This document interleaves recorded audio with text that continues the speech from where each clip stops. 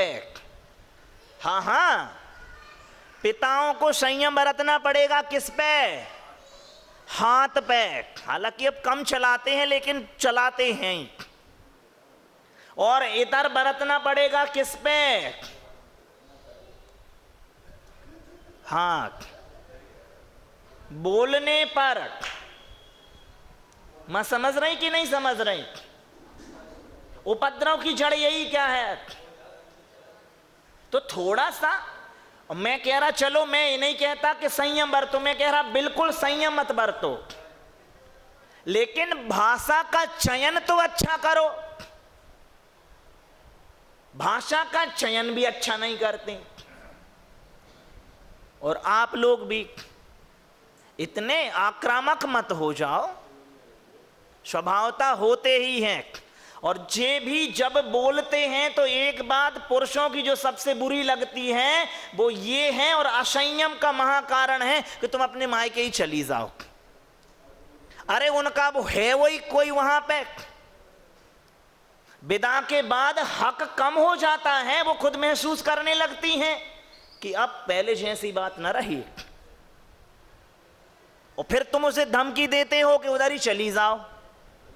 ये बिल्कुल ठीक नहीं है। आपका भाषा संयम होना चाहिए इस पे। फिर क्या है, वो अपने आप को बीच मझधार का मानती, इधर के भी नहीं रहे उधर के तो मन से रहे ही नहीं, इधर ये आदमी कह रहा है जैसे अपना माना था। ये असंयम का, ग्रस्त की असंयम पने का मैं बड़ा दोष देखता हूं। इस ढंग से वार्ता करना आदरणीय नहीं है। संयम बरतो, अरे एक अच्छे ढंग से बरतो ना भैया। भाषाई संयम और नहीं बरत पा रही मां, तुम जिस जिस काम में संयम नहीं बरत पा रही हो, मैं कहता हूं मत बरतो। कम से कम उस काम के करने में प्रवीणता तो लाओ, कुशलता लाओ। बकबक भी करनी है तो ऐसे शब्दों का चयन करो कि जो बकबक न हो करके, जो आपकी बकबक न हो करके वाच्य हो जाएं, वचन हो जाएं। ठीक है कि नहीं है? चाचा, जब शायर ना शराब पी लेते हैं तो तुम्हें क्या लग रहा? अरे गजलें गिरती हैं भैया। क्या गिरती हैं? गजलें गिरती हैं, क्योंकि भाषाई आधार तो पुष्ट है। इसलिए तुम देखना, दुनिया भर में नशे का सेवन सबने आदरणीय माना है, जितने भी रचनात्मक संसार में काम कर रहे हैं। रचनाकार के लिए नशे का सेवन आदरणीय माना गया है। समझ रहे कि नहीं समझ रहे? तो मां अपने आप को इस ढंग से व्यवस्थित करें। क्यों? जैसे अपन ने शुरू की थी, आखिरी बात है, किसी भी भाभी मां, किसी भी परिसर में होने के करणीय और अकरणीय दोनों ही तरह की नियमावली होती हैं। मंदिर के लिए करणीय अकरणीय होना चाहिए, नहीं तो वे प्रधान जी कह देंगे सुनो भैया तुम कल से न आया करो।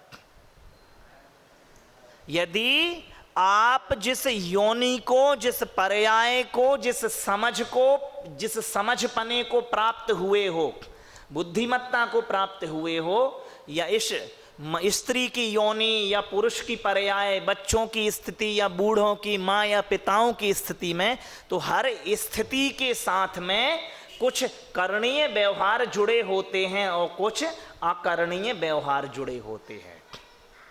और तभी तक उस पने में आप आदर पाओगे जब तक कि उस पने का आप वो चरित्र कर रहे हो, है कि नहीं है? और जिस दिन से आपने करना बंद कर दिया, अब इसलिए परिवारों में बुजुर्ग अनादरणीय हो गए हैं। क्यों? क्योंकि आयु के साथ में, आज चाचा जिस स्थिति में आप जी रहे हो उस तरह का स्वभाव नहीं बना पाए। ठीक है कि नहीं है? आखिरी बात समझ लो। देखो, यदि आपके घर में बच्चा है, छोटे छोटे बच्चे, अगर वो गुमसुम बैठा रहे तो तुम क्या समझती हो कि ये बीमार है, क्योंकि बच्ची की आयु में, बचपने में गुमसुम आदरणीय नहीं है कि नहीं है? वहां तो चांचल्य आदरणीय है। कोई युवा है और यदि उत्साह ना है उसमें तो तुम क्या समझते हो कि बीमार है जी। ठीक है कि नहीं है? होना चाहिए उत्साह है। और कोई वरिष्ठ हैं और वे उदासीन नहीं है तो वे बीमार हैं। अगर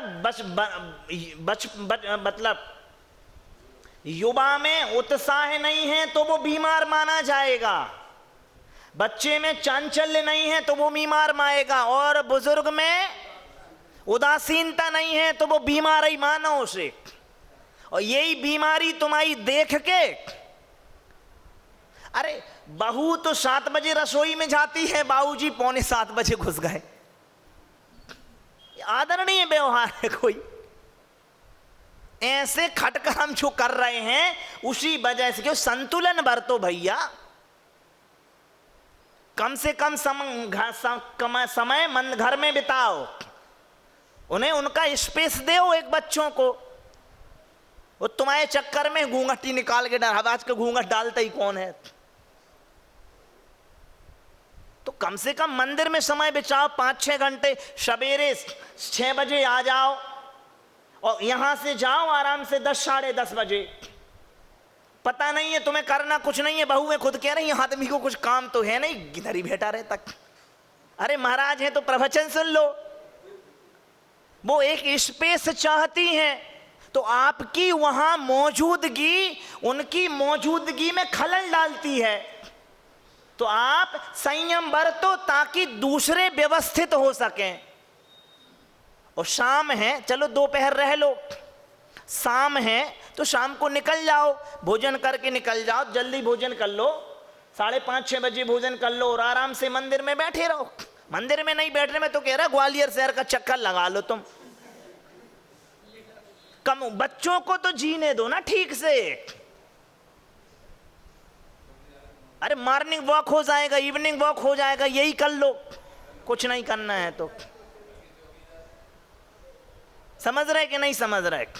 और आखिरी बात है, घर में मां किसी भी, धर्मेंद्र जी हमारे यहाँ पे, हमारे गांव में एक सज्जन है और उसकी बढ़िया आदत है कि कोई भी काम हो गए तो वो सबसे पहले उस समाज के जितने दुष्ट होते हैं उनको ही सम्मान करवा देता। तो मैंने उससे पूछा तुम ऐसा क्यों करवाते हो? तो कह रहा है भैया सुनो, भगवान पूजने से पहले ना व्यंतर पूज जाते। पहले बड़े विधान वगैरह होते हैं तो सब भगवान की पूजा बाद में होती, पहले उन व्यंतरों को आह्वान करते, अब तुम शांत रहियो। तो आप समझो, जो